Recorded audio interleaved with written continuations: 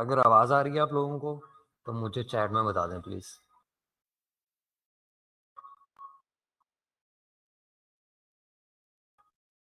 हारिस अगर आवाज़ आ रही है तो मुझे बता देना।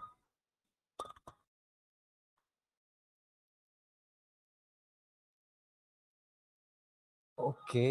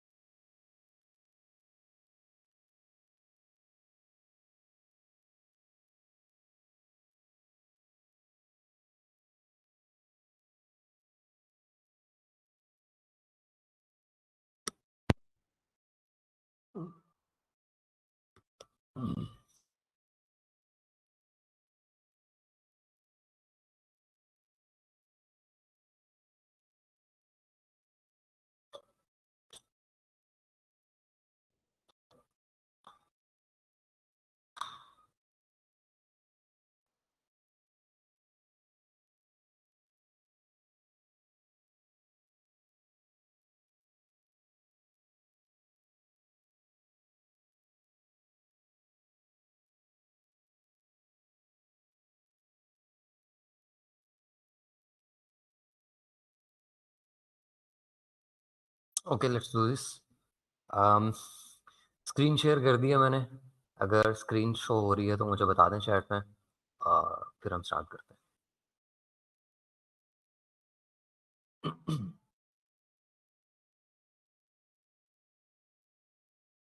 हो रही है क्या? Okay, thank you. आपका वॉइस कैसे हो रहा है? ओके, ठीक है। चलें, लेट्स डू दिस। अम, फिर आपको मैं माइक पे रखूँगा साथ, ताकि मुझे कोई बंदा मिल जाए साथ बात करने के लिए। Okay, so the course is the art of SEO. Uh, आप मुझे ये भी बता दें कि सबको ये शीट मिल गई है या नहीं? आपको मेल में मिली होगी, अगर नहीं मिली तो मैं आपको बता देता हूँ। आपको मैं सेंड कर देता हूँ दोबारा। अगर मिल गई है तो ठीक है, अगर नहीं मिली तो मुझे चैट में बता दें, जिसको नहीं मिली उसे मैं दोबारा भेज दूँगा। ओके, 1 घंटा है हमारे पास। 1 घंटे में हम सारा कुछ डिस्कस करेंगे, उसके बाद हम क्यू-एन-ए रखेंगे। जो भी आपके क्वेश्चंस होंगे, आप यहाँ चैट में क्यू-एन-ए का ऑप्शन है, वहाँ पे आप अपने क्वेश्चंस डाल सकते हैं या आप लिख लें। एंड में मैं आपसे पूछ लूँगा जो भी आपका क्वेश्चन होगा। इस सारे कोर्स को हम 3 चीज़ों में डिवाइड करेंगे, जिनमें से 2 चीज़ें हम करेंगे, 2 नहीं करेंगे। First part is why, what and how. हम ये देखेंगे कि व्हाट वी आर डूइंग, हमने एसईओ करनी है तो कैसे करनी है, क्या स्टेप्स है उसके, वो हम देखेंगे। कैसे करना है, वो भी हम देखेंगे। जो हम कर रहे हैं, वो क्यों कर रहे हैं, ये हम डिस्कस नहीं करेंगे। वो फिर कभी की डिबेट है। अभी हम सिर्फ ये देखेंगे कि हमने क्या करना है और कैसे करना है। ये शीट जो मैंने शेयर किया है, इसके अंदर सारी चेकलिस्ट हैं और इसमें सारे पॉइंट्स हैं कि हमने क्या करना है, कैसे करना है, वो मैं आपको बता दूँगा।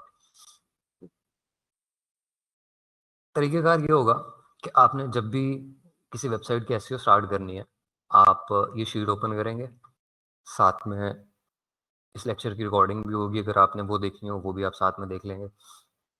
आपने करना ये है कि आपने वेबसाइट अपनी ये चेकलिस्ट ओपन करनी है और यहाँ पे जितने भी पॉइंट्स दिए हुए हैं, इनको आपने मार्क करते जाना है। ये सारे इंटरैक्टिव हैं, आप इसको येस या नो कर सकते हैं।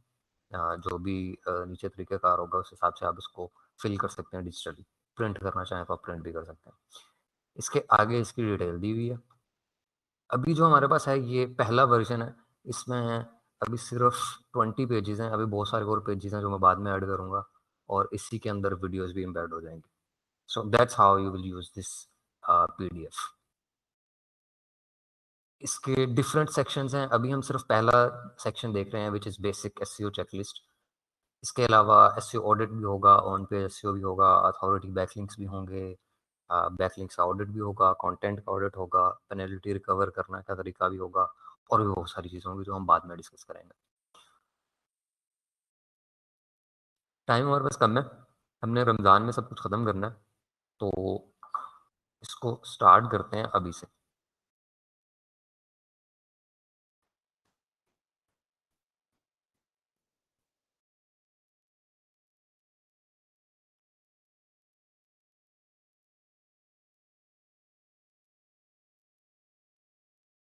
ओके, सो आई होप कि जितने भी लोग हैं यहाँ पे अभी तक हमारे साथ, लेट मी सी कौन-कौन है। ठीक है। तो आप लोगों को वर्डप्रेस का आइडिया होगा कि वर्डप्रेस क्या है, कैसे वर्क करता है। होप कि सबके पास कोई ना कोई वेबसाइट होगी वर्क करने के लिए। अगर नहीं है तो आप कोई डेमो वेबसाइट सेटअप कर सकते हैं। हम उससे आगे चलेंगे, मैं ये नहीं बताऊँगा कि वर्डप्रेस क्या है, उसको सेटअप कैसे करना है। और ये चीज़ें आप किसी पे भी कर सकते हो, आप शॉपिफ़ाई पे भी कर सकते हो, आप किसी और प्लेटफ़ॉर्म पे भी कर सकते हो। बट हम यहाँ पे वर्डप्रेस पे ही फ़ोकस करेंगे। तरीक़ेकार यही होगा, चीज़ें यही होंगी, प्लेटफ़ॉर्म के हिसाब से चीज़ें चेंज होती जाएँगी, बेसिक प्रिंसिपल्स यही होंगे। बट हम यहाँ पे वर्डप्रेस पे फ़ोकस करेंगे। एंड आई वुड रिकमेंड कि अगर आप एसईओ को अपना मेन ट्रैफ़िक सोर्स बना रहे हैं, then go for WordPress. But बाकी भी सही है, बाकियों का भी आप कर सकते हो। So let's dive into it. Basic SEO में हमारी जो पहली चीज़ है that is security checklist. Security का एसईओ से डायरेक्ट कोई रिलेशन नहीं है। सिक्योरिटी आपका कोई रैंकिंग फैक्टर नहीं है। सिक्योरिटी की बेस पे आप रैंक नहीं करते, बट सिक्योरिटी बहुत इंपॉर्टेंट है।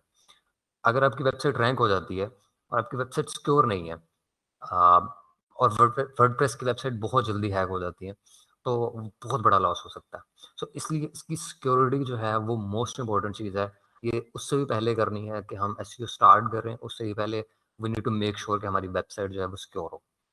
उसके कुछ चेकलिस्ट हैं, आप उसको देखते जाओगे कि आपकी वेबसाइट पे वो है या नहीं है। So the first one is SSL active on your website? SSL कैसे पता चलेगा आपको एक्टिव है या नहीं? आप कोई भी वेबसाइट ओपन करोगे, वहाँ पे आपको क्रोम खुद ही बता देगा। यहाँ पे आपको ये लॉक नज़र आ रहा होगा, मैं आपसे दूसरी स्क्रीन शेयर करता हूँ।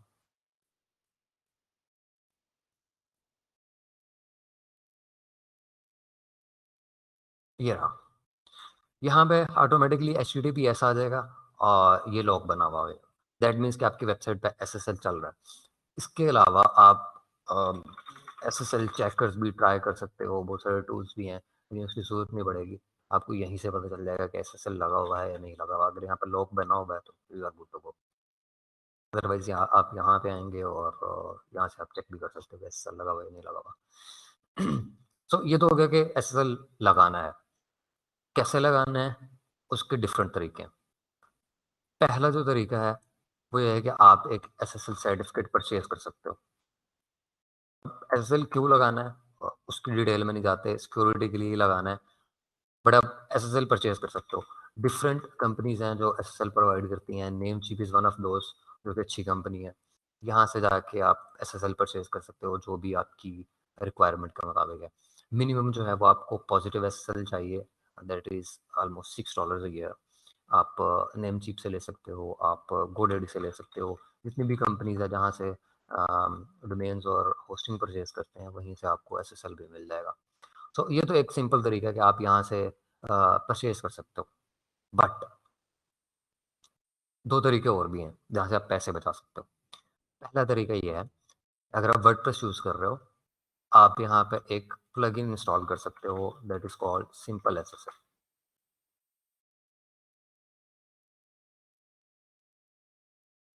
ये प्लगइन, ये आपने इंस्टॉल करना है और इसको एक्टिवेट कर देना है। अगर आपके पास एसएसएल नहीं है, तो ये खुद ही इंस्टॉल कर देगा।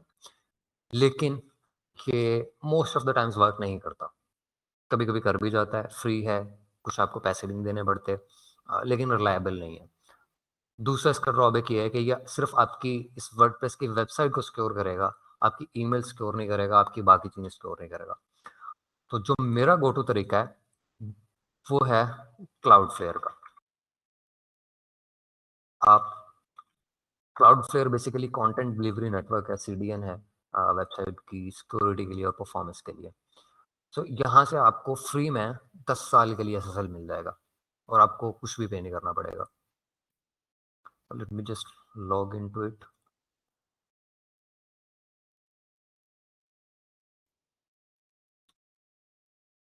अब यहाँ तक आपके पास 2 चीज़ें होनी चाहिए। एक आपके पास क्लाउडफ्लेयर का अकाउंट होना चाहिए जो कि फ्री में है, आप फ्री में अकाउंट बनाएँगे, आपका एक फ्री अकाउंट बन जाएगा। दूसरा आपके पास एक होस्टिंग होनी चाहिए cPanel बेस्ड। तो क्लाउडफ्लेयर में आप एसएसएल जनरेट करोगे और उसको अ, अपने cPanel में जाके आप इंटीग्रेट कर दोगे। अब वो कैसे करना है वो मैं आपको।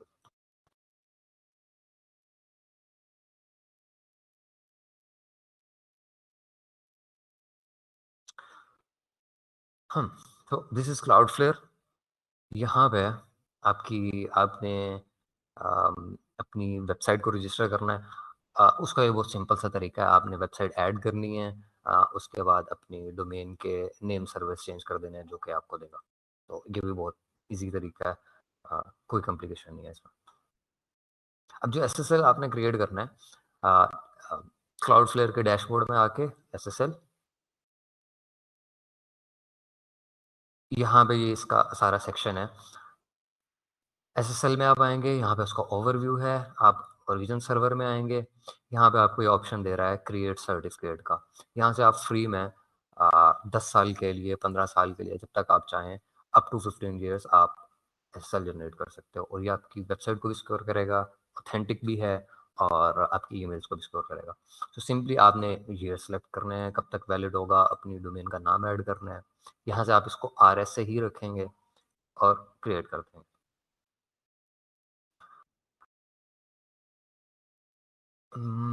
Let me try some other account.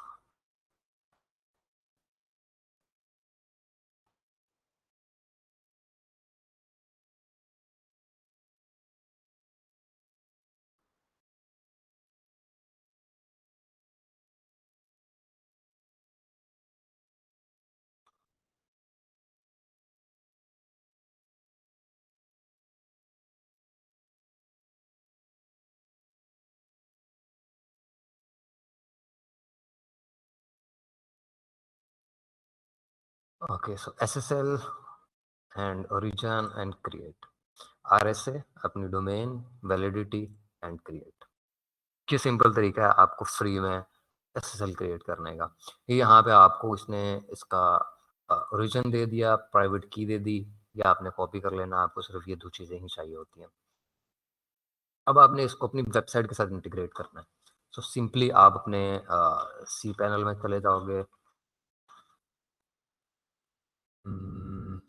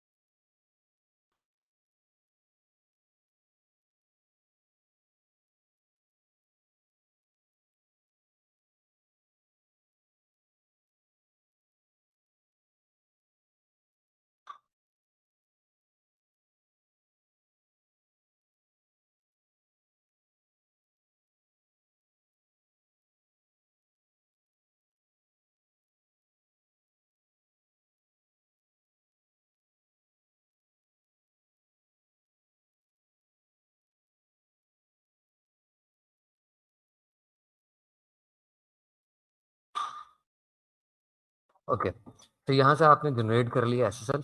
अब आपने इसको इंटीग्रेट करना है अपने सी पैनल में। अगर आपके पास वीपीएस होगा तो आपका कुछ इस तरह से भी होगा। यहाँ से आप सी पैनल में जाएंगे, अदरवाइज आप सिंपली सी पैनल में जा सकते हैं जिस तरह से नॉर्मली जाते हैं। सो अब आपने क्या करना है, आपके पास ये कीज़ है कि आपने यहाँ पे प्रोवाइड करनी है।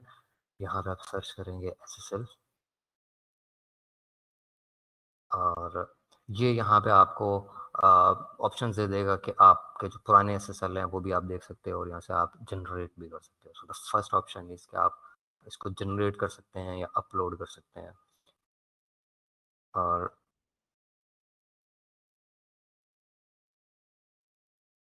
ये चीज़ें आपने यहाँ से कॉपी करनी है। First is origin. आपने यहाँ पे इसको आर एस ही सिलेक्ट करना है क्योंकि आपने यहाँ पे भी जब इसको क्रिएट किया था तो आर एस ही सिलेक्ट किया था। तो डिस्क्रिप्शन इज़ ऑप्शनल, इसको आप छोड़ दें। प्राइवेट की उसको चाहिए, आप सिर्फ प्राइवेट की कॉपी करेंगे, यहाँ पे पेस्ट करेंगे एंड सेव। आपका एसएसएल जनरेट हो जाएगा। ठीक है, you have successfully uploaded the private की टू योर अकाउंट ब्ला ब्ला। ये सारा आपका एसएसएल यहाँ पे आ जाएगा। So this is how you do it. आप एसएसएल परचेज कर सकते हो या आप सिंपल एसएसएल प्लगइन यूज कर सकते हो अगर आप वर्डप्रेस यूज कर रहे हैं, या आप क्लाउडफ्लेयर से 15 साल के लिए फ्री एसएसएल ले सकते हैं और ये आपकी वेबसाइट को सिक्योर कर देगा, which is also ranking factor. अगर आपकी वेबसाइट पे एसएसएल नहीं लगा हुआ तो बहुत कम चांसेस है कि आपकी वेबसाइट सिक्योर होगी, और सिक्योरिटी वैसे भी हमें एसईओ के लिए बहुत ज़रूरी है। सो फर्स्ट हमारा चेकलिस्ट जो है वो क्लियर हो गया। अगर यहाँ तक सबको क्लियर है तो मुझे बता दें कि इसके बाद आप एसएसएल लगा सकेंगे। Perfectly clear. ठीक है, okay. So next option is कि अच्छा ये चीज़ें आप ज़रूरी नहीं है आपने खुद करनी है। अगर आप खुद कर रहे हो तो ठीक है। अगर like if you are an manager तो आपको पता हो कि आपकी वेबसाइट पे एसएसएल है, आप किसी और से लगवा लेंगे। आपको सिर्फ पता होना चाहिए कि आपकी वेबसाइट पे एसएसएल लगा हुआ है या नहीं लगा हुआ। अगर आप खुद करना चाहते हैं तो ये तरीके। ओके, उसके बाद आपकी वेबसाइट का पीएचपी वर्जन जो है वो अपडेटेड होना चाहिए। ये आपको कैसे पता चलेगा कि आउटडेटेड है या अपडेटेड है, और इसको अपडेट करना कैसे है? अगर आपका पीएचपी वर्जन काफ़ी पुराना होगा तो हैकर्स इजीली उसमें इंट्रूड कर सकते हैं, वेबसाइट इजीली हैक हो सकती है। तो ये बहुत सिंपल तरीका है कि आपने अपने सी पैनल में जाना है।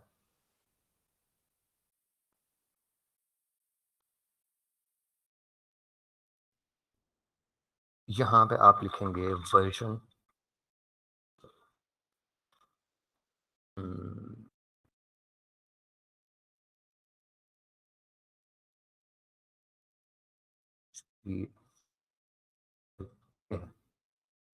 PHP manager. यहाँ पे इसके आप वर्जन चेंज कर सकते हैं। यहाँ पे इसने बताया हुआ है कि 5.4 है, 5.5 है, 6 है, 7 है, 2 है। डिपेंड करता है कि आप कहाँ पे अपनी वेबसाइट को होस्ट कर रहे हैं। अभी जो चल रहा है करंटली वो 7.4 या 8 पीएचपी वर्जन चल रहा है। सो आपका बहुत आउटडेटेड नहीं होना चाहिए, जैसे कि 5.4 है ये नहीं होना चाहिए। एटलीस्ट जो आपकी कंपनी होस्टिंग प्रोवाइड कर रही है उसके करीब होना चाहिए। और आई वुड रिकमेंड कि आप बिल्कुल जो लेटेस्ट वर्जन है वो भी ना करें क्योंकि वो स्टेबल नहीं होता, फिर आपकी वेबसाइट में इशू आएगा। सो अगर 7.2 चल रहा है तो आप 7.1 रख लें। सो इसको सिंपली आप सी पैनल में आके यहाँ से अपनी सारी वेबसाइट का जिसका अपडेट करना हो वर्जन, आप यहाँ से वर्जन सेलेक्ट करेंगे और अप्लाई कर देंगे, आपकी वेबसाइट का वर्जन चेंज हो जाएगा। यहाँ पे करंटली सारे ही अपडेटेड है, सो इट्स गुड। यहाँ पे आपको ये बता भी रहा है कि पीएचपी वर्जन कौन सा चल रहा है, 7.2, 7.2, 7.2, 7.2। So you are good to go. तो अगर आपका पीएचपी वर्जन अपडेटेड है तो आप इसको चेक कर देंगे, एसएसएल है तो इसको आप चेक कर देंगे। सेकंड थिंग इज कि आपकी वेबसाइट का लॉगिन यूआरएल जो है वो डिफ़ॉल्ट ही होना चाहिए। चाहे आप वर्डप्रेस यूज़ कर रहे हैं, चाहे आप शॉपिफाई कर रहे हैं, आपका यूआरएल लॉगिन जो है वो चेंज होना चाहिए। उससे होता क्या है, अब बहुत सारी कंपनीज़ का अ, अभी तक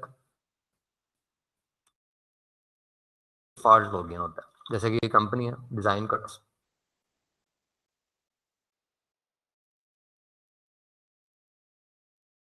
और इनका लॉगिन यूआरएल डिफ़ॉल्ट wp-admin है।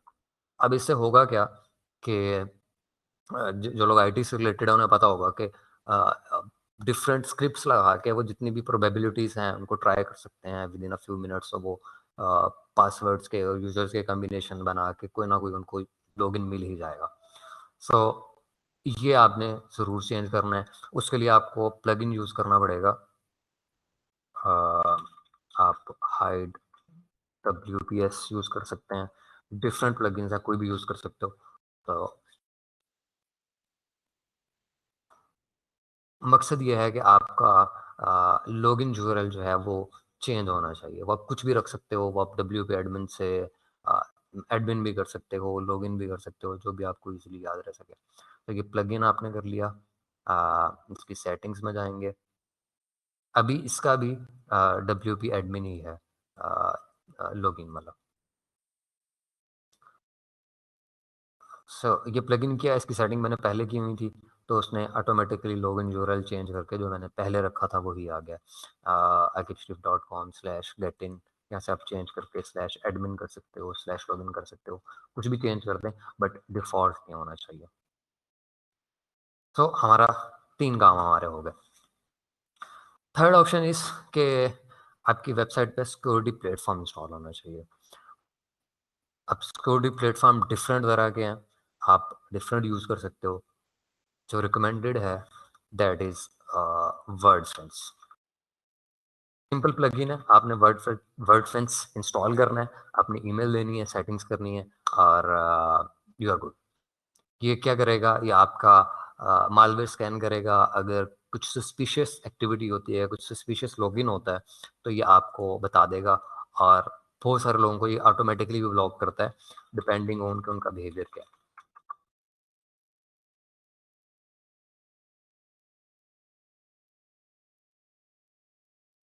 इसकी सेटिंग कुछ भी कॉम्प्लिकेटेड नहीं है। वर्डफेंस इंस्टॉल करेंगे, डैशबोर्ड में जाएँगे और सिंपली अपनी ईमेल प्रोवाइड कर देंगे जहाँ पे आपको नोटिफ़िकेशंस चाहिए कि अगर कुछ भी इस तरह का होता है, तो आप वहाँ पे कर सकते हो। आप इसको स्कैन भी कर सकते हो अगर आपको कुछ लगता है कि आपकी वेबसाइट हैक हो चुकी है, ये कुछ गलत चल रहा है, कुछ सस्पिशियस चल रहा है, तो आप इसको स्कैन कर सकते हो।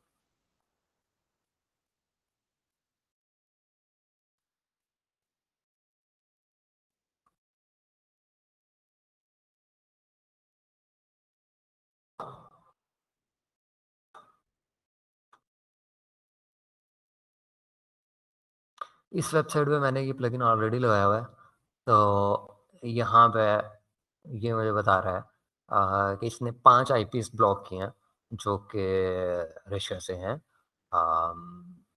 फ्रांस से हैं, कीनिया से हैं और कुछ कंट्रीज़ इसने ऑटोमेटिकली ब्लॉक किए हैं और कुछ लॉगिन इसने ऑटोमेटिकली ब्लॉक किए हैं। अब ये इसीलिए होता है क्योंकि इसका अगर डिफ़ॉल्ट लॉगिन यूआरएल होगा तो लोग ट्राई करेंगे, क्योंकि इसका वेबसाइट का नाम न्यूज़व्यूज़ है, तो ऑफ़ कोर्स लोग यूज़र नेम ट्राई करेंगे न्यूज़व्यूज़ या एडमिन।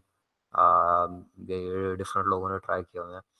सो ये प्लगइन जो है आपको बहुत सारी कॉम्प्लिकेशन से बचा देगा। तो हमारा ये वाला पार्ट भी हो गया कि सिक्योरिटी प्लेटफ़ॉर्म भी हमने इंस्टॉल किया हुआ है। उसके बाद हमने क्या करना है, उसके बाद हमने टू फैक्टर ऑथेंटिकेशन अनेबल करनी है एडमिन्स के लिए। उससे क्या होगा कि अगर किसी एडमिन का पासवर्ड लीक भी हो जाता है, कोई और बंदा उसका यूज़र नेम और पासवर्ड को ट्राई करने की कोशिश भी करता है, तो पहले उस बंदे के पास जो भी उसने जहाँ पे भी 2FA एक्टिवेट किया होगा, उसके पास नोटिफ़िकेशन चला जाएगा। जैसे आप फेसबुक अगर लॉगिन करते हैं या गूगल लॉगिन करते हैं, वहाँ पे आपने 2FA लगाया हो, तो आपको नोटिफ़िकेशन आ जाता है। तो सिंपली आपने यूज़र्स में जाना है, जितने भी एडमिन्स हैं उन सब के आपने एक्टिवेट कर देने हैं टू फैक्टर ऑथेंटिकेशन। अभी यहाँ पे लिखा हुआ है 2FA स्टेटस इज़ इनएक्टिव, आप यहाँ पे जाके एक्टिव कर देंगे।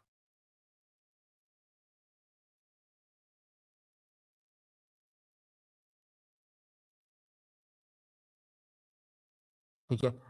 ये एक्टिवेट करने का ऑप्शन है, ये तभी आएगा जब आपने वर्डफेंस इंस्टॉल किया होगा, क्योंकि ये वर्डफेंस को यूज़ करके टू फैक्टर ऑथेंटिकेशन एक्टिवेट करता है।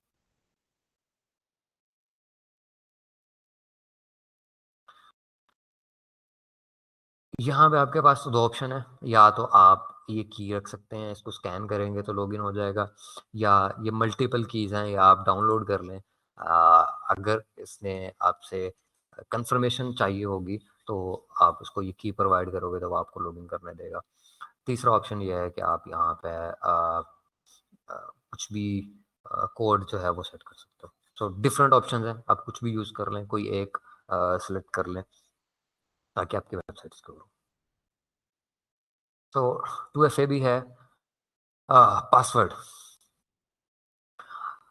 अब अक्सर लोग क्या करते हैं कि जब वो वर्डप्रेस इंस्टॉल करते हैं या कोई भी दूसरा प्लेटफॉर्म, उनके जो डिफ़ॉल्ट वाले पासवर्ड होते हैं वो यूज़ कर लेते हैं। जैसे वर्डप्रेस का user name by default admin होता है और पासवर्ड पास होता है PASS। तो कुछ लोग वो रख लेते हैं, या कुछ लोग बड़े ही सिंपल 1 2 3 4 5 पाकिस्तान इस तरह के पासवर्ड्स रख लेते हैं। सो मेक श्योर कि आपका पासवर्ड जो है वो थोड़ा डिफ़िकल्ट हो, उसमें कैरेक्टर्स हों, उसमें नंबर्स हों, अपर केस, लोअर केस हो, तो थोड़ा-सा मुश्किल हो जाता है। उसके बाद आपने ये चेक करना है कि आपके जो एक्सिस्टिंग पासवर्ड हैं, आपके या आपके एडमिन्स के, वो किसी सिक्योरिटी ब्रीच में तो नहीं है। आप आप चेक कर सकते हो डिफरेंट वेबसाइट से कि आपके पासवर्ड आप अपने पर्सनल अकाउंट्स के लिए भी कर सकते हो, फेसबुक के लिए भी कर सकते हो, गूगल के लिए कर सकते हो, जितने भी आपके अकाउंट्स हैं, कि आपके जो एग्जिस्टिंग पासवर्ड्स हैं वो पहले कभी लीक तो नहीं हुए, वो किसी हैकर्स की डेटाबेस में तो नहीं है। तो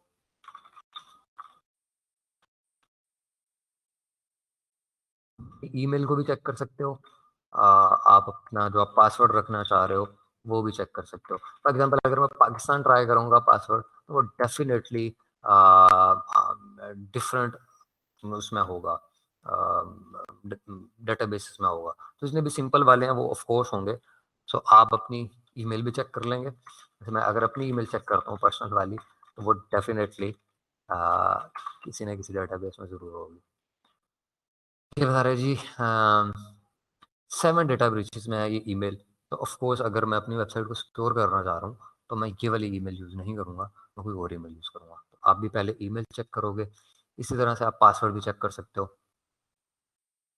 कि आप जो पासवर्ड रख रहे हो अ,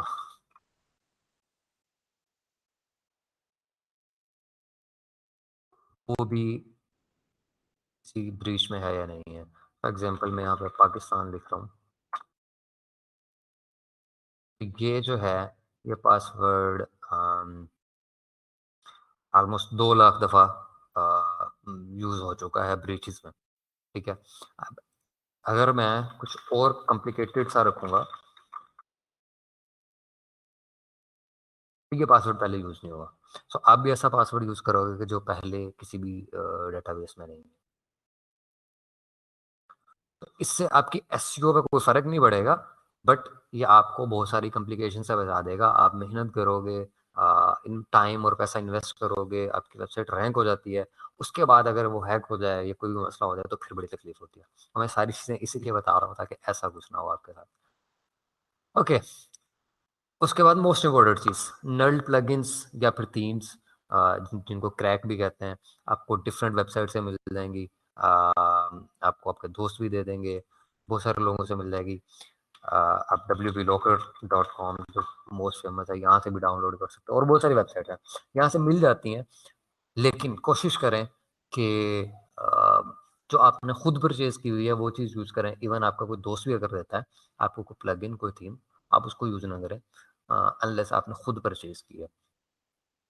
उससे ज़्यादा कुछ नहीं होता, आपकी वेबसाइट जो है वो कंप्लीटली डिफेस हो जाती है, और बहुत सारी कॉम्प्लिकेशन हो जाती हैं। तो कोशिश करें कि अगर आपकी को जो प्लगइन या थीम यूज़ करना चाह रहे हैं, उसका कोई अगर फ्री वर्ज़न है, वो यूज़ कर लें।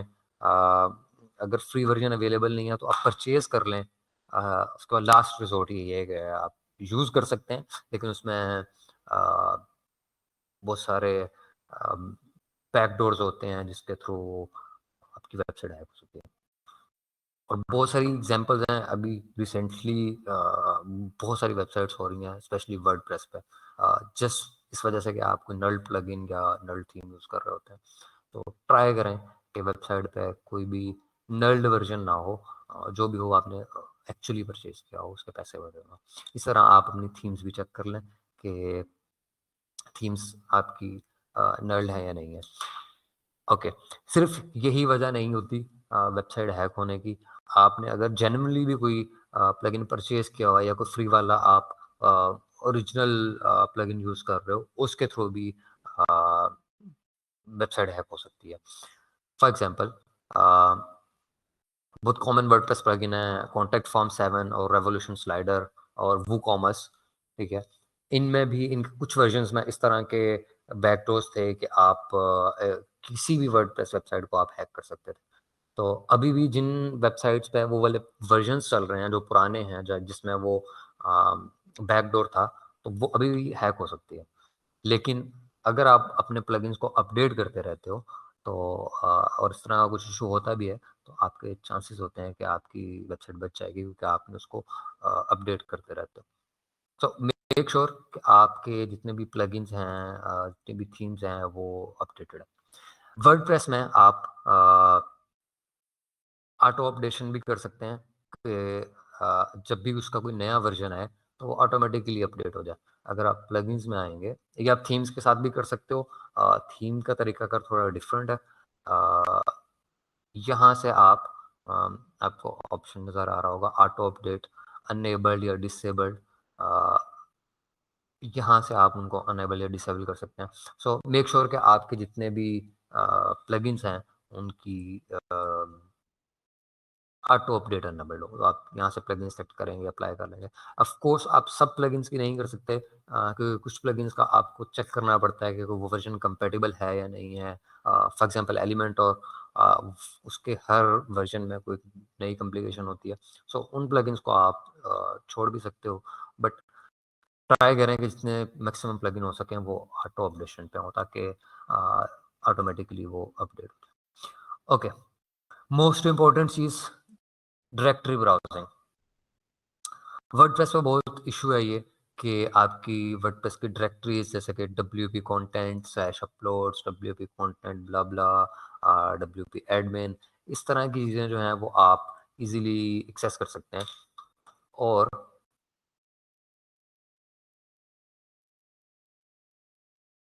स्पेशली अगर आपको डिजिटल प्रोडक्ट बेच रहे हो, आपकी कुछ ऐसी चीज़ें हैं जो आप वेबसाइट पे स्टोर करते हो और वहाँ से डाउनलोड होनी है, और आपकी डायरेक्टरी ब्राउजिंग अनेबल्ड है, तो वो इजीली कोई भी डाउनलोड कर सकता है।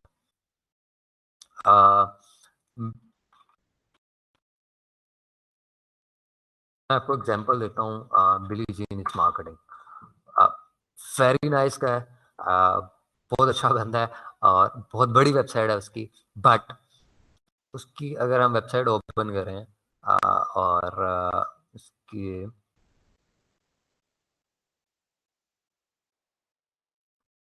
वेबसाइट के बाद slash W P content upload जो मैंने आपको बताया, फिर जाएंगे ये उसकी अब वेबसाइट पे जितने भी फ़ोल्डर्स हैं वो यहाँ से एक्सेस हो सकते हैं।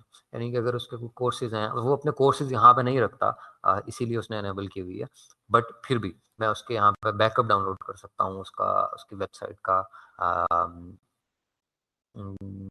उसके स्लाइडर्स डाउनलोड कर सकता हूँ, और यहाँ पे जो फाइल्स हैं वो भी कर सकता हूँ। ऑफ कोर्स उसने बहुत सारी फाइल्स यहाँ पे रखी नहीं हुई, वो डिफरेंट सीएमएस यूज़ करता है उसके लिए। बट यहाँ पे उसकी बहुत सारी पीडीएफ्स पड़ी हुई हैं, जो शायद वो मुझे वैसे नहीं देना चाहेगा, बट मैं यहाँ से एक्सेस कर सकता हूँ। सो अगर आपकी इस तरह की वेबसाइट है तो ऑफ कोर्स आपका कंटेंट जो है वो भी ज़्यादा आएगा, और कोई भी चीज़ आपकी जो डायरेक्टरी में पड़ी हुई है वो डाउनलोड हो सकती है।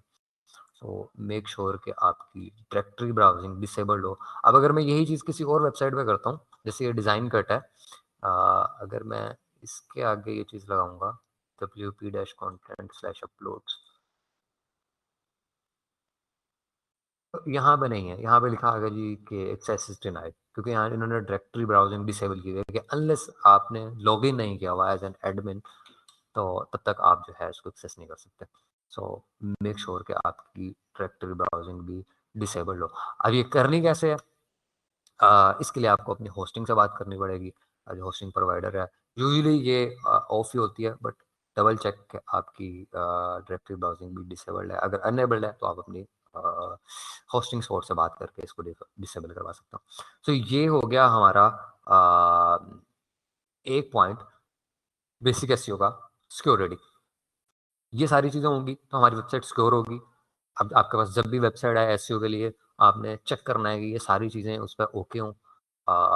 कौन सी चीज़ कैसे करनी है वो आप ये रिकॉर्डिंग दोबारा देखेंगे तो आपको पता चल जाएगा।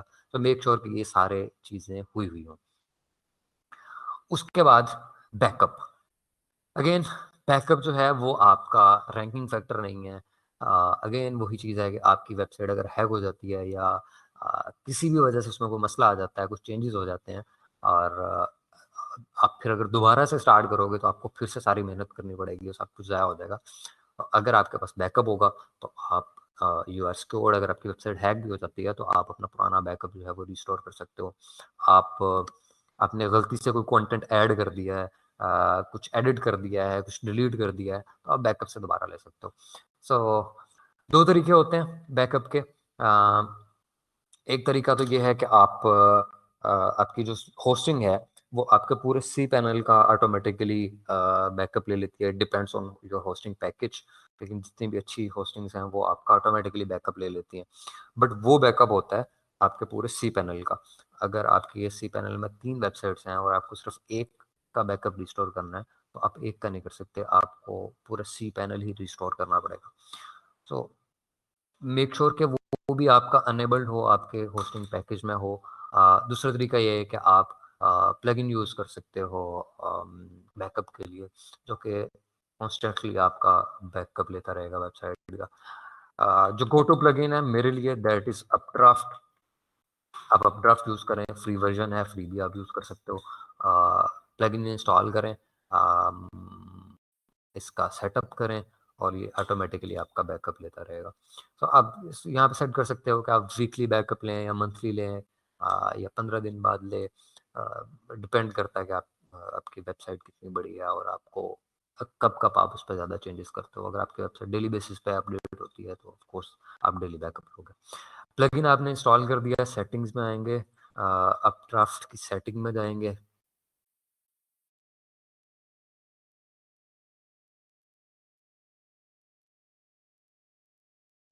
ओके, यहाँ से आप बैकअप अभी ले सकते हो। इसके अलावा आप इसको स्केड्यूल भी कर सकते हो बाद में, ताकि आपके वीकली और जो भी आपका रिक्वायर होगा वो आप यहाँ से इसकी सेटिंग्स में जाकर कर सकते हैं। सो मेक श्योर कि आपने कोई ना कोई प्लगइन ज़रूर किया हो।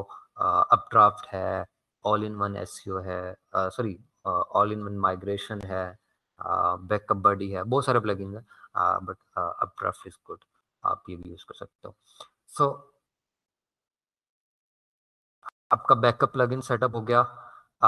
अब ये क्या करेगा कि ये आपका जो बैकअप है वो आपकी होस्टिंग में ही रखेगा। बट जस्ट इन केस कि आपकी होस्टिंग भी हैक हो चुकी है, आपके पास कुछ नहीं है, सो आप यहाँ पे रिमोट स्टोरेज भी बना सकते हो। फॉर एग्जांपल आपका गूगल ड्राइव, वन ड्राइव, जितनी भी आपकी ड्राइव्स हैं, आप सेटिंग्स कर सकते हो। और ये फीचर प्रीमियम प्लान में होगा। If you can afford then go for it, कि आपकी जो स्टोरेज की जो बैकअप की फाइल्स हैं वो होस्टिंग के साथ साथ आपके रिमोट स्टोरेज पे भी चले जाए, गूगल ड्राइव्स वगैरह, वहाँ पे भी उसका बैकअप बनता रहे। ओके, अब होता क्या है कि जब आपका बैकअप बनता रहता है तो यहाँ पे इसकी सारी फाइल्स आ जाएंगी। तो अगर आपने डेली बैकअप लगाया हुआ है तो आपका 30 डेज का 30 बैकअप्स होंगे यहाँ पे। एक महीने में आपके 30 बैकअप बन जाएंगे। एक साल में आपके 365 बैकअप्स होंगे। तो उससे क्या होगा कि आपकी एक तो स्टोरेज फुल होती रहेगी होस्टिंग की। स्टोरेज फुल होगी तो आपकी वेबसाइट स्लो होगी, वेबसाइट स्लो होगी तो that is not good for SEO. तो मेक श्योर कि आपका बैकअप हो, लेकिन आपके जो आउटडेटेड बैकअप्स हैं जिनकी आपको ज़रूरत नहीं होगी वो आप साथ साथ डिलीट करते रहें। अगर आपको 1 महीना हो गया है और आपकी वेबसाइट बिल्कुल ठीक चल रही है तो आप पहले 10 दिन का डिलीट कर सकते हैं। अगेन डिपेंड्स कि आपकी वेबसाइट का मैकेनिज्म क्या है। तो मेक श्योर के बैकअप प्लान हो, सब कुछ सेटअप हो और आप जो है जो आउटडेटेड बैकअप है वो अपडेट करते रहें। सो यहाँ तक हमने एसईओ को कुछ भी नहीं किया, सिर्फ अपनी वेबसाइट को प्रिपेयर किया एसईओ के लिए। वेबसाइट यहाँ तक हमारी सिक्योर होगी, हमारा बैकअप बन चुका होगा। We have 15 minutes. तीसरा जो है website speed. Website speed directly एक रैंकिंग फैक्टर है। अगर आपकी वेबसाइट स्लो है तो बहुत कम चांसेस हैं कि आपकी वेबसाइट रैंक होगी, और स्पेशली इस न्यू अपडेट के बाद जो आपकी स्पीड है वो बहुत मैटर करती है। सो वेबसाइट की स्पीड ऑप्टिमाइज करने के भी कुछ यहाँ पे मैंने लिखे हुए हैं चेकलिस्ट, तो मेक श्योर कि आपकी ये सारी चीज़ें हो। सो फर्स्ट कि आपकी वेबसाइट जो है वो 5 सेकंड के अंदर लोड होनी चाहिए। अब इससे यूज़र पे भी इफ़ेक्ट होगा। अगर आपकी वेबसाइट जो है 5 सेकंड से ज़्यादा चलती है तो यूज़र छोड़ के चला जाएगा। अच्छा यूज़र के लिए भी एक्सपीरियंस नहीं होगा और आपकी एसईओ पे भी इफ़ेक्ट पड़ेगा। अगर आपकी वेबसाइट 5 सेकंड से कम टाइम में लोड होती है तो यूज़र भी खुश होगा और गूगल भी आपको बेनिफिट देगा। गूगल भी यही चाहता है कि यूज़र खुश हो। सो मेक श्योर कि आपकी वेबसाइट 5 सेकंड में लोड होती है। अभी आप चेक कैसे करोगे कि आपकी वेबसाइट कितने सेकंड्स में लोड हो रही है? उसके लिए आप यूज़ करोगे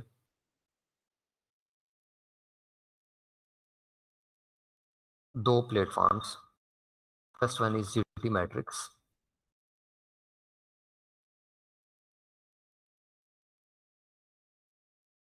and second one is Google page speed test. यहाँ ये जो पहले वाले थे बैकअप वाले और सिक्योरिटी वाले, वो अगर क्लियर हैं, ठीक हैं, तो मुझे ज़रा चैट में एक दफ़ा सारे बंदे बता दें कि वो क्लियर है, ताकि फिर हम उसके बाद आगे जाएँ। अगर आपके कोई क्वेश्चन है, वो आप नोट कर लें, वो मैं इसके बाद 15 मिनट के बाद आपसे पूछ लूँगा।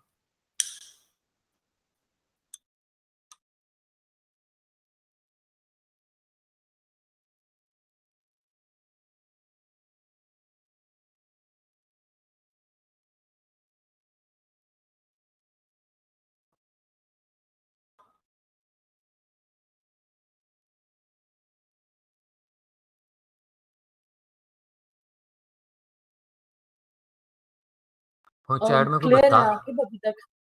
हाँ, मुझे चैट में कोई कुछ बता नहीं रहा। मैं इसलिए नहीं कन्फ्यूज़ हो नहीं गया हूँ कि आकिब, पत आकिब ओके, क्लियर है। I can okay. Write it right now but it's hmm, clear. Okay, okay, okay. That's great, ठीक है। चलें, आगे चलते हैं। वेबसाइट की स्पीड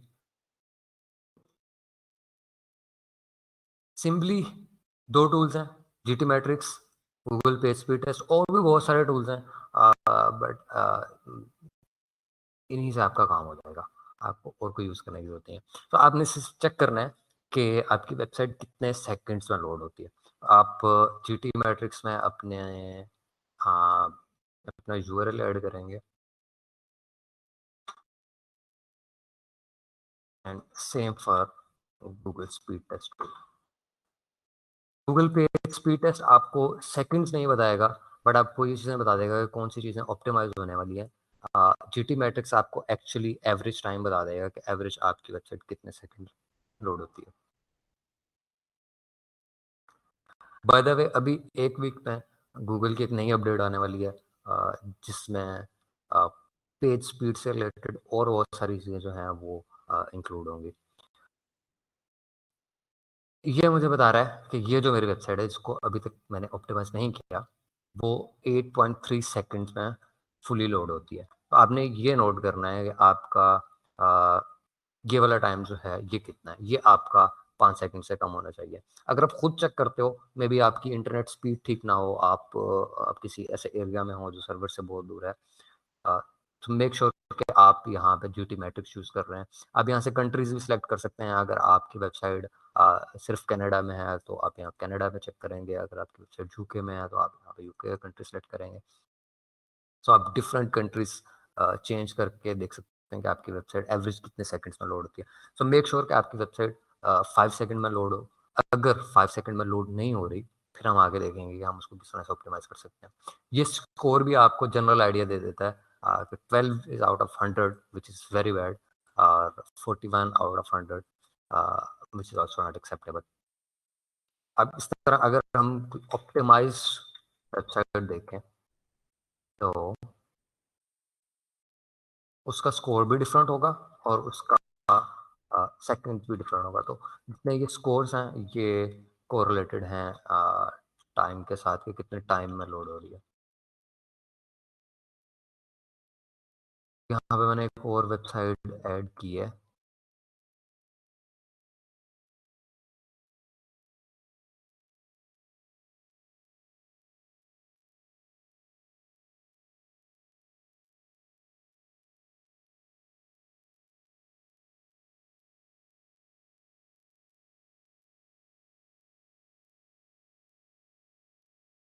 ट्वेंटी एंड 49।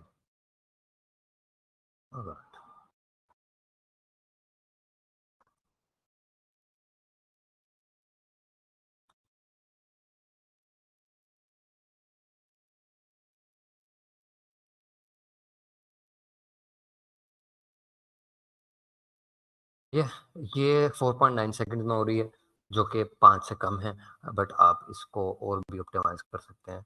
अगर आप इसके रिकमेंडेशंस को देखें, जिसको हम थोड़ी देर में देखेंगे, तो आपकी बाकी चीज़ें भी ऑप्टिमाइज हो जाएंगी।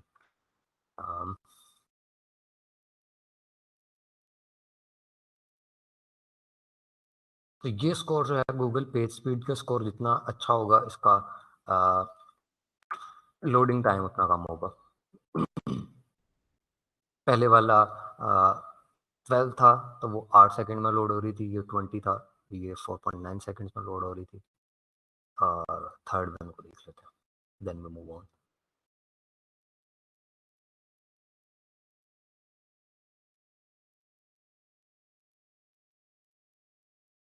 Okay, 14 and 60।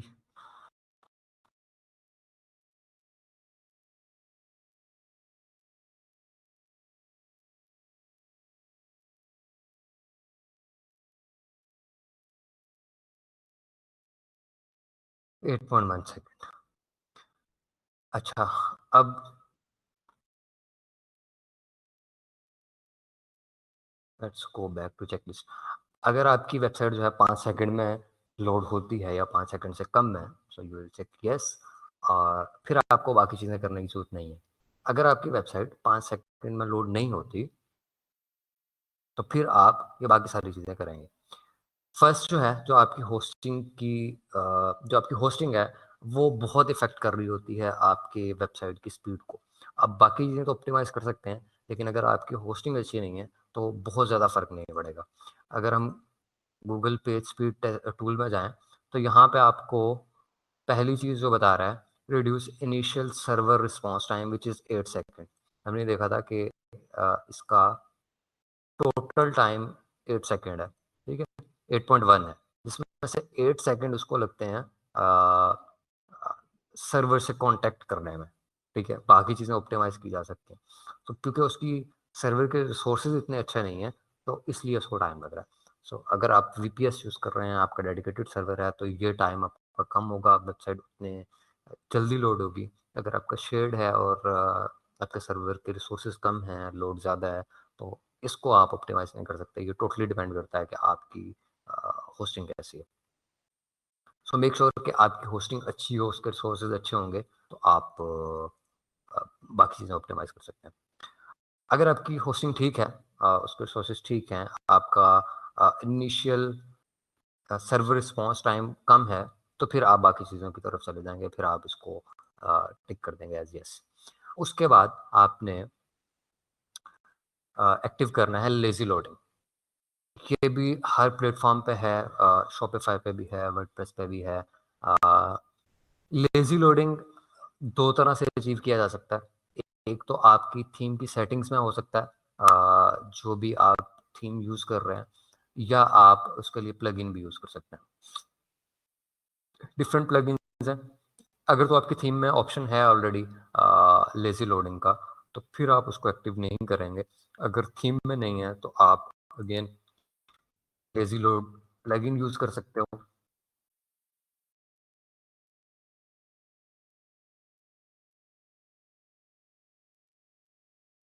ठीक है, ये प्लगइन है लेजी लोड, इसको एक्टिव कर देंगे तो लेजी लोड एक्टिव होता है। लेजी लोड होता क्या है मैं अभी बता देता हूँ। इसके अलावा आप ऑटो ऑप्टिमाइज प्लगइन यूज कर सकते हैं। Excuse me. हाँ। ओके, हम्म। ये स्क्रीन और रुकी हुई है शायद। कौन सी स्क्रीन आ रही है आपके पास, वर्डप्रेस मेरे की पास या नहीं, मेरे पास इस वक्त ना टेस्टिंग वाली आ रही है। टेस्टिंग? ये जो मोर फ्रॉम जीटी मैट्रिक्स नहीं था। अच्छा। नहीं, मैंने स्विच किया, मुझे बताइएगा जब चेंज हो जाए।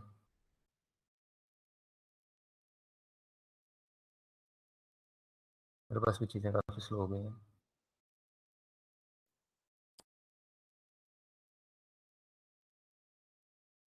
अभी भी सेम ही है। जैसे बंद करके स्टार्ट कर रहा हूँ स्क्रीन शेयरिंग। ओके अब बताइएगा मुझे। जी, अब ये चेंज हुआ है। ठीक है। हाँ अब। ओके। सो लेजी लोडिंग के लिए आप लेजी लोड सर्च करके प्लगइन यूज कर सकते हो, या आप ऑटो ऑप्टिमाइज प्लगइन है, वो आपके और भी बहुत सारे काम कर देगा। उसमें लेजी लोड का ऑप्शन भी होता है, आप वो भी यूज कर सकते हो। बट अगर आपकी थीम में ऑप्शन है, जो कि हर अच्छी थीम में होता है, तो आप अपनी थीम से ही इंस्टॉल कर दोगे, आप प्लगइन इंस्टॉल नहीं करोगे फिर। ऑटो ऑप्टिमाइज का तरीका बता देता हूँ। ऑटो ऑप्टिमाइज प्लगइन इंस्टॉल करेंगे, एक्टिवेट करेंगे, तब तक मैं साथ चेक कर लेता हूँ कि थीम में ही ऑप्शन है या नहीं है। ऑटो ऑप्टिमाइज की सेटिंग आ गई।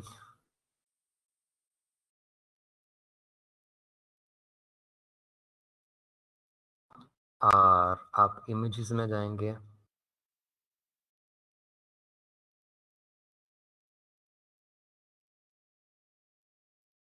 यहाँ भाई ऑप्शन है लेजी लोड इमेजेस का, इसको आप एक्टिवेट कर दो। बट अगेन अगर आपकी थीम में ऑप्शन है तो फिर आप वहीं से ही उसको एक्टिव करोगे। जो मैं थीम यूज़ कर रहा हूँ, इसमें मैं देख लेता हूँ। Coming soon, cache notification, I think इसमें नहीं है। सो आप पहले अपनी थीम चेक करोगे, अगर वहाँ पे उसके ऑप्शंस में है तो आप वहाँ से एक्टिव कर दोगे। अब लेजी लोड करता क्या है? लेजी लोड बेसिकली ये करता है कि जैसे अभी मैं इस स्क्रीन पे हूँ, तो इससे जो नीचे वाली इमेजेस हैं वो उनको लोड नहीं करेगा जब तक कि मैं इसको स्क्रॉल डाउन नहीं करता। तो अगर तो लेजी लोड नहीं है, तो जब मैं इस पर लोड होऊंगा, इसको लोड करूंगा, तो आ, ये जो सामने चीज़ है इसको भी लोड करेगा, और जो चीज़ें नीचे हैं उसको भी उसी टाइम पे करेगा। सो ये चीज़ मुझे बाद में नज़र आएगी। उससे क्या होगा कि यूज़र का एक्सपीरियंस ख़राब होगा। तो लेज़ी लोड से ये होगा कि वो बाकी चीज़ें जो हैं, जो नीचे इमेजेस हैं, उनको लोड नहीं करेगा। पहले इस इमेज को लोड करेगा, जैसे ही नीचे स्क्रॉल करता जाएगा बाकी इमेजेस भी लोड होती जाएंगी। तो उसका एक्सपीरियंस ख़राब नहीं होगा। यूज़र जो है वो पहले इस चीज़ को देख लेगा, अगर उसने नीचे जाना है तो बाकी चीज़ें भी होती जाएंगी। अ, मैं आपको एक और वेबसाइट दिखाता हूँ जहाँ पे ये डेफिनेटली वर्क कर रहा है। आपको थोड़ा बहुत ज़्यादा नोटिसेबल नहीं होता, और ये अच्छी चीज़ है कि यूज़र को इतना फ़ील भी नहीं होता कि इमेजेस जो हैं वो तब लोड हो रही हैं जब वो स्क्रॉल कर रहा है, और आपका टाइम भी बच जाता है लोडिंग में। मेरा इंटरनेट अभी स्लो चल रहा है। अभी अभी हमारे पास ये वाली इमेजेस हैं। अब बाकी जब मैं नीचे स्क्रॉल करूँगा उसी टाइम पर लोड हो रही होंगी, देख रहे हैं कि इमेजेस पहले से लोड नहीं थी, जैसे ही मैं नीचे जाऊँगा तब लोड होना शुरू होंगी। आई डोंट नो आप नोटिस कर रहे हो या नहीं। जब मैं उसको स्क्रॉल कर रहा हूँ वो तब लोड हो रही है, पहले से लोडेड नहीं है। सो बहुत माइनर सा इफेक्ट है, लेकिन आपकी स्पीड पे बहुत हेल्प करता है। अगर आपकी स्पीड ऑप्टिमाइज कर रहे हैं तो मेक श्योर के लेजी लोड एक्टिव वो प्लगइन से कर सकते हो या आप थीम से कर सकते हो। उसके बाद कैशे सिस्टम, कैशे के लिए भी डिफरेंट प्लगइन्स हैं। अगेन आप टेस्ट करोगे डिफरेंट प्लगइन्स हर थीम के साथ, हर होस्टिंग के साथ कंपैटिबल नहीं होता एक प्लगइन, तो आप टेस्ट करोगे कि आपकी थीम के साथ और होस्टिंग के साथ कौन-सा प्लगइन जो है वो अम, ठीक चल रहा है। सो हमारे पास 2-3 ऑप्शन है, टोटल कैशे प्लगइन है, अम, 3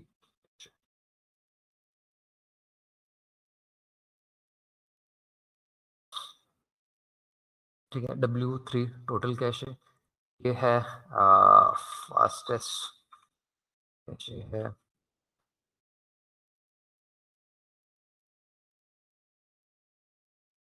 ये है डब्ल्यूपी फास्टेस्ट कैशे या डब्ल्यूपी रॉकेट जो कि मोस्ट फेमस है और बहुत सारी थीम के साथ ये कंपैटिबल होता है। सिंपली आप इसको इंस्टॉल करोगे और उसमें कैशे का जो ऑप्शन होगा वो आप अनेबल कर दोगे। एंड में मैं आपको एक तरीका बताऊंगा जिसमें आपको ये सब कुछ करने की जरूरत नहीं पड़ेगी, बट वो एंड में बताऊंगा।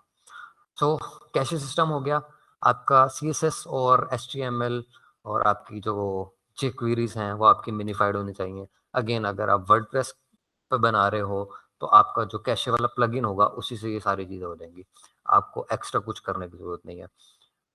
लेट मी सी कि अगर मैं यहाँ पे कुछ यूज़ कर रहा हूँ तो मैं आपको दिखा देता हूँ। तो ये हर प्लगइन की डिफरेंट सेटिंग्स होंगी, तो मैं यहाँ पे बता नहीं सकता कि आप किस तरह से सेटिंग्स करोगे। अब अगर ऑटो ऑप्टिमाइज यूज़ कर रहे हो तो यहाँ पे आपका लेज़ी लोड भी एक्टिव हो जाएगा, आपका कैशे सिस्टम भी हो जाएगा और यहाँ पे ऑप्शन है सीएसएस ऑप्टिमाइज करने का, एचटीएमएल ऑप्टिमाइज करने का और जावास्क्रिप्ट ऑप्टिमाइज करने का। सिंपली आपने इसको ऑप्टिमाइज कर देना है। ये सारी जितनी भी बाकी सेटिंग्स हैं ये आप टेस्ट करोगे अपनी थीम के साथ कि अगर आपकी थीम ब्रेक नहीं हो रही तो आप उस ऑप्शन को एक्टिव रखें। अगर आपकी वेबसाइट ब्रेक हो रही है तो आप उसको बंद करो। This is the only way कि आप चेक कर सकते हो कि आपको कौन सा प्लगइन आपने यूज़ करना है। बट अगर आप वर्डप्रेस नहीं यूज़ कर रहे, आप कस्टम कोड बना रहे हो तो फिर आपका जो डेवलपर होगा उसको मैन्युअली अपने सीएसएस और सारी चीज़ों को ऑप्टिमाइज करना पड़ेगा। ओके, इमेजेस जो हैं वो आपकी प्रॉपरली साइज्ड होनी चाहिए। दो चीज़ें होती हैं, नीचे मैंने लिखा है कि all are the images compressed enough. दोनों चीज़ें रिलेटेड हैं। एक तो उसका साइज प्रॉपर होना चाहिए, साइज मींस उसकी डायमेंशंस। दूसरा उसकी स्पेस जो है, उसका जो एक्चुअल साइज होगा फाइल का केबीज में, एमबीज में, वो ऑप्टिमाइज होना चाहिए। स्क्रीन स्टॉप है। स्क्रीन अभी मैंने नहीं की। अब स्क्रीन चेंज हुई है? हाँ, अभी मेरी शॉप वाला आ गया। हाँ, ठीक है। अब देखें, डायमेंशन से मुराद मेरी ये है कि आप यहाँ पे अगर मैं चेक करूँ तो ये जो स्क्रीन है, यहाँ पे इमेजेस ऑलमोस्ट 376 पिक्सल्स और 441 पिक्सल यूज कर रही है। अब क्योंकि मे बी मेरी स्क्रीन छोटी हो, किसी ने बड़ी स्क्रीन पे देखना हो, तो आप इसका थोड़ा सा मार्जिन छोड़ के आप वो वाली इसकी डायमेंशन रखोगे। ये नहीं करोगे कि अगर यहाँ पे 300 है तो बड़ी से बड़ी स्क्रीन पे भी ये अप टू 800 चला जाएगा, 600 होगा, 400-500 तक चेंज होगा। ये नहीं हो सकता कि यहाँ पे डिस्प्ले 376 पिक्सल्स कर रहा है और मैं यहाँ पे 3000 पिक्सल अपलोड कर दूँ। वो 3000 पिक्सल अगर मैं अपलोड करता हूँ तो वेबसाइट ने दिखाने इतने ही हैं, लेकिन वो एक्स्ट्रा जितने भी 2000 समथिंग पिक्सल्स होंगे, वो उसको लोड करने में टाइम लगाएगा, तो आपकी वेबसाइट स्लो होगी। सो इसलिए आपकी जो डायमेंशंस हैं वो ऑप्टिमाइज़ होने चाहिए। आपको मैं अक्सर लोगों के लोगोज़ में ये इश्यूज़ होता है, क्योंकि लोगो जो डिज़ाइनर है वो बनाता है प्रिंट के लिए और डिफरेंट उसके लिए, तो वो उसको हाई रेज़ में रखता है। और अब यहाँ पे देखें इसका जो लोगो है 210 पिक्सेल्स है।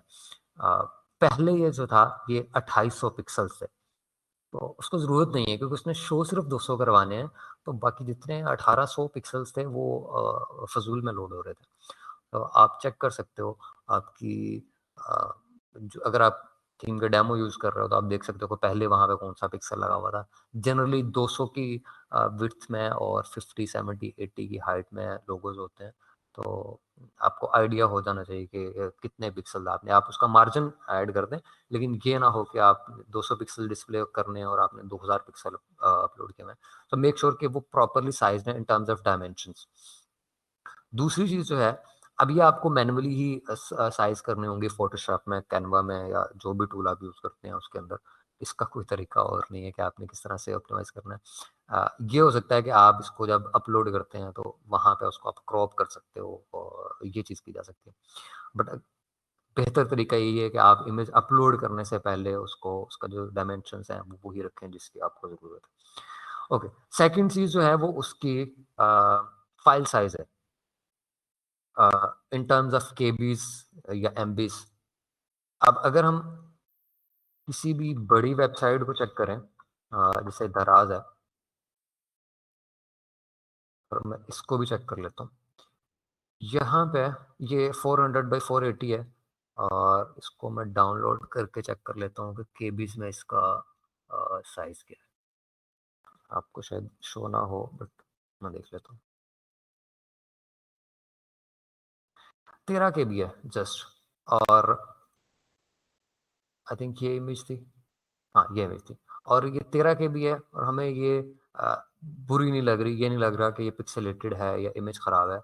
इसी तरह दराज़ को चेक कर लेते हैं।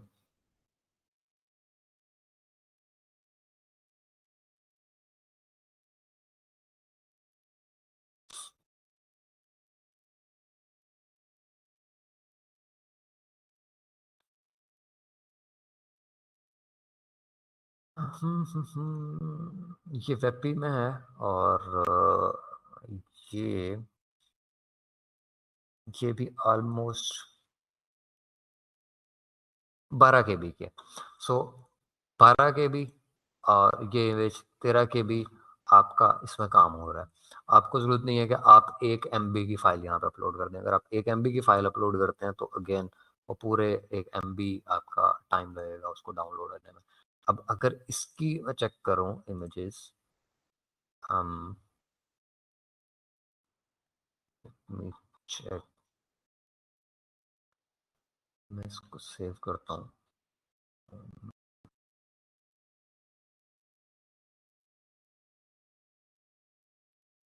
इसका साइज़ था 380 38।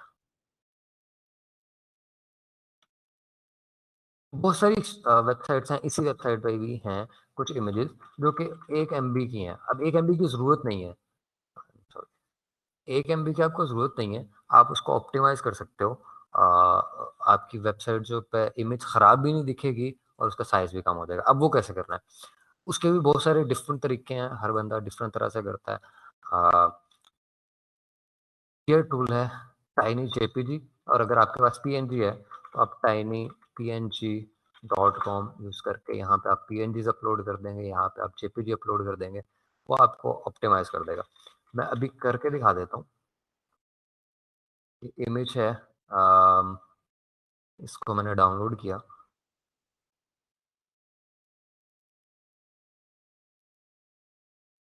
2.49 एमबी की है, ठीक है? और उसकी डायमेंशन भी बहुत ज़्यादा है। मैं डायमेंशन नहीं कम कर रहा, मैं सिर्फ़ इसको यहाँ पे अपलोड किया, 2.6 एमबी था, और देखते हैं ये टूल क्या करता है।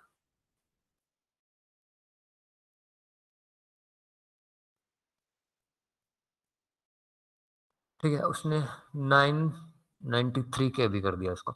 इसको मज़ीद भी ऑप्टिमाइज़ किया जा सकता है, बट सिंस क्योंकि उसके डायमेंशन ज़्यादा है, 3000 पिक्सेल्स हैं वाइड, तो इसलिए अभी भी 900 केबीज़ हैं, बट उसने 2.6 एमबी से 900 केबी किया। अगर आप 900 केबी की अपलोड करेंगे, वो उसको मज़ीद ऑप्टिमाइज़ कर देगा, और इसकी क्वालिटी पे भी कोई फ़र्क नहीं आएगा। मैं आपको ये ऑप्टिमाइज़ इमेज अपलोड करके दिखाता हूँ। अम,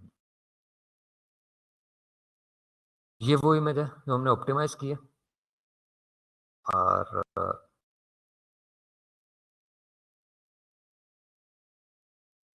ये वो इमेज है जो ऑप्टिमाइज़ नहीं है। ये 2 एमबी की है, और ये इमेज 900 केबीज़ की है, और आपको पता भी नहीं चल रहा होगा ये दोनों इमेजेस को मैं स्विच कर रहा हूँ। तो उसकी क्वालिटी पे कोई ज़्यादा फ़र्क नहीं पड़ेगा, आपके केबीज़ जो हैं वो कम हो जाएँगे। सो मेक श्योर कि कोई भी इमेज आप अपलोड करें उसको पहले टाइनी जेपीजी या टाइनी पीएनजी पे अपलोड करें और वहाँ से उसको कंप्रेस करें। अच्छा, ये बाकी सारी चीज़ें हैं, ये भी हम देख सकते हैं। सीडीएन आप यूज़ कर सकते हो, क्लाउडफ्लेयर जो हमने यूज़ किया था वो सीडीएन है, इसका भी मैं आपको हल बता देता हूँ। इमेजेस आप हम यूज़ करते हैं या तो सिर्फ पीएनजी यूज़ करते हैं या जेपीजी यूज़ करते हैं। लेकिन ये दोनों फॉर्मेट आउटडेटेड फॉर्मेट है। अभी तो कुछ ऐसे फॉर्मेट्स हैं जिनको नेक्स्ट जेन फॉर्मेट्स कहते हैं, नेक्स्ट जनरेशन के फॉर्मेट भी कहते हैं, जिसमें वेबपी है, जेपीईजी 200 2000 है। लेकिन ये वाले जो वर्जन है ये सारे ब्राउज़र्स नहीं इसको सपोर्ट करते। आजकल की जितनी भी डिवाइसेज़ हैं वो सारी करती हैं। बट अगर आप कुछ 90s का कोई डिवाइस उठा लोगे उसको उस पे नहीं चलेगा। बट आप अगर इसको यूज़ करते हो, जैसे दराज़ को हमने देखा था, दराज़ वेब पे यूज़ कर रहा था, उसकी इमेज 12 केबी की थी। तो इससे क्या होगा कि आपकी क्वालिटी भी सेम रहेगी, आपको इमेज भी ऑप्टिमाइज़ नहीं करनी पड़ेगी। अगर आप वेब में अपलोड कर रहे हो, तो उसका ऑटोमैटिकली साइज़ कम होगा। ये सारी चीज़ें आप मैन्युअली कर सकते हो। लास्ट चीज़ जो बता रहा हूँ, वो ये है कि अगर आप नाइट्रो पैक यूज़ करते हो, क्योंकि मैंने भी रिसेंटली डिस्कवर किया है, तो आपको इनमें से कुछ भी करने की ज़रूरत नहीं है, ठीक है? एक टूल है जो आपका सीएसएस भी ऑप्टिमाइज़ करेगा, जो लेज़ी लोडिंग भी करेगा, जो आपकी इमेजेस आपको ऑप्टिमाइज़ ही करनी पड़ेंगी, सीडीएन भी नहीं चाहिए होगा, gzip कुछ भी बाकी नहीं करना पड़ेगा, आपने सिर्फ़ ये टूल यूज़ करना है। और यहाँ पे जितने भी आपको ये वाले बता रहा है, सिर्फ़ इसके अलावा, सर्वर रिस्पॉन्स के अलावा, क्योंकि ये डिपेंड करता है आपकी होस्टिंग पे। इसके अलावा जितने भी यहाँ पे इश्यूज़ हैं, रिमूव जावास्क्रिप्ट और रेंडर ब्लॉकिंग, रिमूव सीएसएस और जितनी भी ये सारी चीज़ें हैं, ये ऑटोमैटिकली उसको सॉल्व कर देगा। ये टूल 500 पेजेस तक फ्री है, यानी कि 500 पेज व्यूज़ तक फ्री है। उसके बाद जितने आपके पेज व्यूज़ बढ़ते रहते हैं, उसके बाद पेड है। अब अगर आपके पास 5000 व्यूज़ आ रहे हैं पर मंथ और आप $17 नहीं कमा रहे, देयर इज़ समथिंग रॉन्ग। अगर आपके 5000 व्यूज़ पूरे हो जाते हैं, देन यू शुड अर्न कि आपके पास $17 आ जाएँ, तो फिर आप इसको यूज़ कर सकते हैं। तो आपको बाकी कुछ भी करने की ज़रूरत नहीं पड़ेगी। अगर आप यहाँ पे पैसे नहीं लगाना चाहते, फिर आपको ये सारी चीज़ें मैन्युअली करनी पड़ेंगी और फिर भी आप वो स्कोर नहीं अचीव कर सकोगे जो आप इस टूल के साथ कर सकते हो। अ,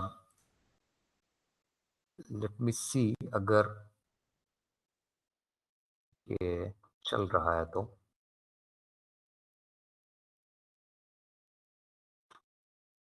आपको रिजल्ट्स का डिफरेंस दिखा देता हूँ। नाइट्रो पैक है और बाकी भी ऑप्टिमाइज़ हुई हुई हैं, लेकिन मैन्युअली हुई हुई हैं।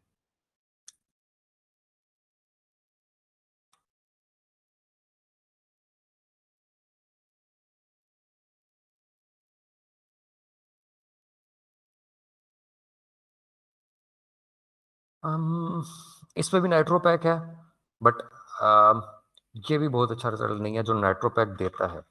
आई डोंट नो क्यों नहीं अभी चल रहा। बट नाइट्रो पैक जो है वो गारंटीड आपको 99, 100, 98 रिजल्ट देगा। जितनी भी बुरी वेबसाइट बनाई हो डेवलपर ने, ये टूल जो है उसको ऑप्टिमाइज़ करके 90 प्लस आपको रिजल्ट देगा, which is a huge ranking factor. SEO की जो एसईओ से रिलेटेड जो एक चीज़ थी, वो यही थी कि ये नाइट्रो पैक टूल जो है, ये आपकी वेबसाइट को एसईओ के मुताबिक ऑप्टिमाइज़ करेगा, जो उसका कोड है, जो उसकी टेक्निकल चीज़ें हैं वो सारी, और आपको उसमें जाने की ज़रूरत नहीं है। 80, ठीक है, यहाँ पे भी नाइट्रो पैक यूज़ हो रहा है और ये सारी वेबसाइट्स अनऑप्टिमाइज़ है, इस पे मैन्युअली कुछ भी ऑप्टिमाइज़ेशन नहीं हुई। तो जस्ट अ रिकैप, 3 चीज़ें देखी हमने। वेबसाइट की सिक्योरिटी, जिसका डायरेक्ट एसईओ से कोई लेना-देना नहीं है, लेकिन अगर आपकी वेबसाइट सिक्योर होगी तो आपके पैसे और आपकी मेहनत बच जाएगी। उसके बाद उसका backup, again not a ranking factor, लेकिन आपकी मेहनत और आपका टाइम और आपका पैसा बच जाएगा।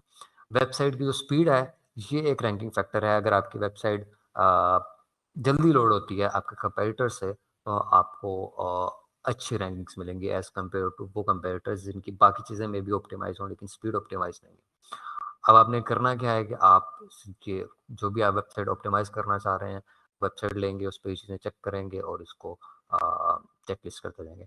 आज हमने कुछ भी ज़्यादा एसईओ का नहीं देखा क्योंकि सिर्फ़ एक बेस थी, चीज़ें देख रहे थे कि क्या करना है। ये सारी चीज़ें हो जाएँगी, उसके बाद फिर हम एक्चुअल एसईओ की चीज़ें देखेंगे कल।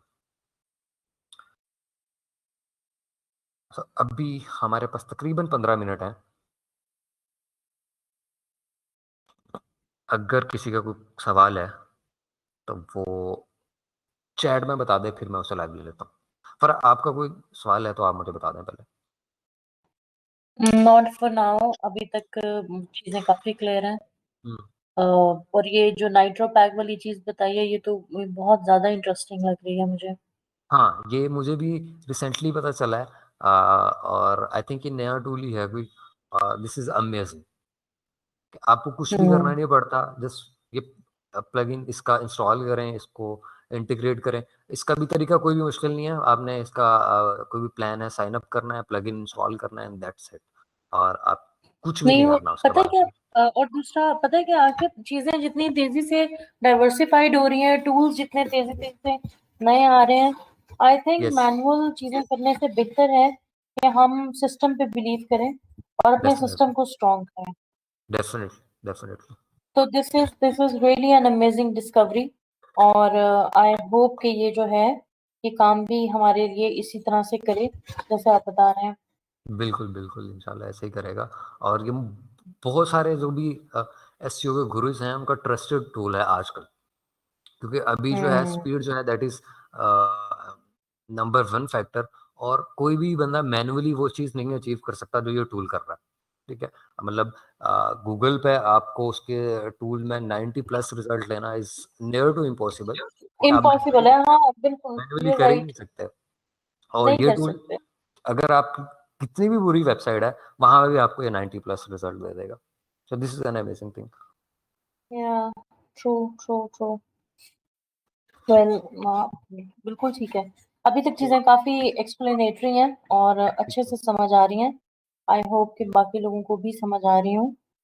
ठीक है। तो अगर अगर किसी को कुछ समझ नहीं आया, अगर आपने मतलब रिपीट पे देखना है, तो मैं इसको अपलोड कर दूँगा, आप रिपीट पे देख लोगे, दोबारा भी आप उसको देख सकते हो। बट अगर कुछ क्लैरिफ़िकेशन चाहिए, वो मुझे बता दें चैट में, मैं क्लियर कर देता हूँ कि अगर कोई चीज़ क्लियर नहीं है तो। 3 चीज़ें हमने देख ली हैं, वेबसाइट की स्पीड बैकअप कैसे लेना है और वेबसाइट को सिक्योर कैसे करना है, ये सारा बेस था। हमारी बेस सेट हो जाएगी, उसके बाद हम एक्चुअल एसईओ की तरफ जाएँगे कि स्ट्रक्चर को कैसे ऑप्टिमाइज़ करना है एसईओ के हिसाब से और टेक्निकल एसईओ कैसे करनी है और कीवर्ड रिसर्च और सारी चीज़ें। आई थिंक आकिब, आप इसको अभी ये अभी वाइंड अप करें क्लास को। वाइंड अप कर रहे हैं, हाँ, वाइंड अप कर रहे हैं। हाँ चले, ये आप वाइंड अप करें तो फिर जो है, मुझे आपसे कुछ और चीजें जरा डिस्कस करनी है। आई होप कि अगर किसी और का कोई सवाल होगा तो वो फिर आपसे कल की क्लास में पूछ लेंगे। ठीक है, मैं यहाँ पूछनी है या बाद में पूछनी है? नहीं नहीं, बाद में, मैं क्योंकि हम हाँ। अब मेरी टॉपिक ऑफ डिस्कशन फर्क है। हाँ, हाँ, ठीक है, हाँ, वो हम डिस्कस कर लेंगे। मैं हम्म। बाकियों से पूछ लेता हूँ क्लियर ही है, सबको क्लियर है। ठीक है। अ, मैं इसको होपफुली कल अपलोड कर दूँगा और इसको फिर इसको आप दोबारा देख सकते हो और अगर आप कोई चीज़ भूल जाओगे ये स्टेप कैसे करना था, करना आपने यही है सिंपल, आपने ये पीडीएफ लेनी है और उसमें से देखते जाना है कि आपकी ये चीज़ हुई है या नहीं हुई है। अगर करनी है, फिर आप वीडियो देखोगे ये कैसे बताई थी, किस तरह से की गई थी, तो आप उस तरह से कर सकते हो। सो हर चीज़ जो है वो अभी तक बहुत सिंपल है और आगे भी इस तरह से इंशाल्लाह सिंपल ही होगी कि आपने सिर्फ चीज़ को देखना है कि हुई हुई है या नहीं हुई और अगर नहीं हुई तो किस तरह से करनी है। और जब ये पीडीएफ ख़त्म होगी आपकी वेबसाइट जो है वो फुल्ली ऑप्टिमाइज़ होगी और इंशाल्लाह आपके कीवर्ड्स भी रैंक हो रहे होंगे। So I think this is it. कल मिलते हैं फिर 11 बजे और कल इन चीज़ों को ज़रा डिटेल से डिस्कस करते हैं। ठीक है? अल्लाह हाफ़िज़।